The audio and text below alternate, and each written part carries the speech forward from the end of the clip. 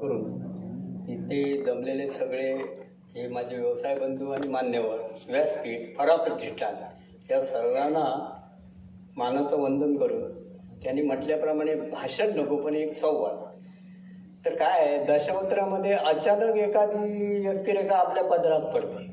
कारण गावात नाटक सांगितल्यानंतर मालक जे सांगेल ते पात्र त्यांनी करायचं असतं. आता स्त्रीपाठ असल्यानंतर स्त्रीपाठ, पुरुष पाठाच्या वाटेला येणार पुरुष पाठाने करायचं असं असतं. त्यावेळी दशरथ कौशल्य विवाह हा नाट्यप्रयोग आम्हाला सांगितला गेला. पार्सेकर कंपनीत मी त्यावेळी होतो. मी पार्सेकर कंपनीमध्ये 23 वर्ष सतत राहिलो. त्यावेळी दशरथ कौशल्य विवाह नाटकात मला पहिल्यांदा भूमिका आली ती सटवी. आता सटवी भूमिका म्हणजे जरा ती आगळी वेगळी भूमिका आहे.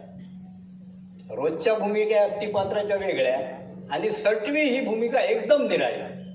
ज्याप्रमाणे नाटकामध्ये पुरुष पाठामध्ये व्हिलन म्हणजे राक्षस पात्र असतो त्याप्रमाणे सटवी म्हटल्यानंतर आधी छातीत धडकी पडते अशी ती भूमिका आहे. म्हणजे ती क्रूर भूमिका आहे.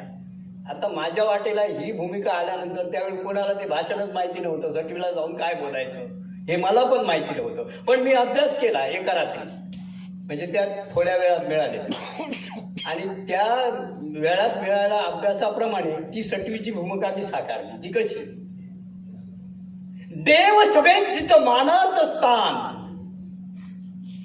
देवतांच्या पंक्तीला बसण्याचा जिचा अधिकार, जिचं नाव ऐकताच प्रत्येक प्राणीमात्राचा थरकंप होतोय ती ही सटवी.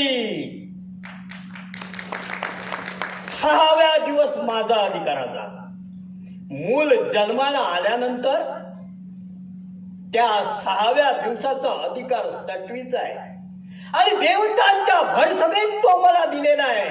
त्याच्यामुळं आज जन्माला आली जी मुलं आहेत ज्यांना 6 दिवस परिपूर्ण होत आहेत त्या मुलाच्या ग्रही प्रवेश करून त्या मुलाचा भालपट रेखाटावं.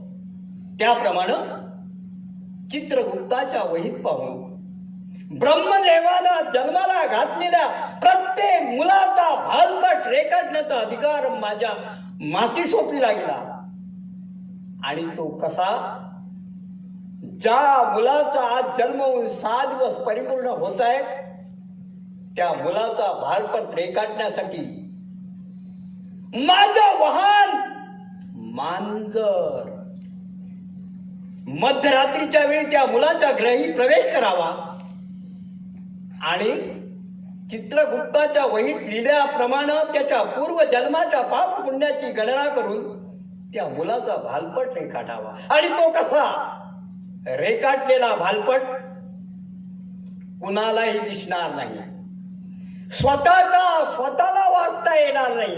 एवढंच नव्हे तर तो केव्हाही कुणाला पुसता येणार नाही, दिसणार नाही आणि तो पण डोळ्याच्या वर कुणाला दिसणार नाही असा भालपट रेखाटण्याचा अधिकार दिलाय. त्याप्रमाणे आज जन्माला आलेली जी मुलं आहेत त्या मुलाचा भालपट रेखाटण्यासाठी निघाली ही सटवी निघाली त्या ठिकाणी.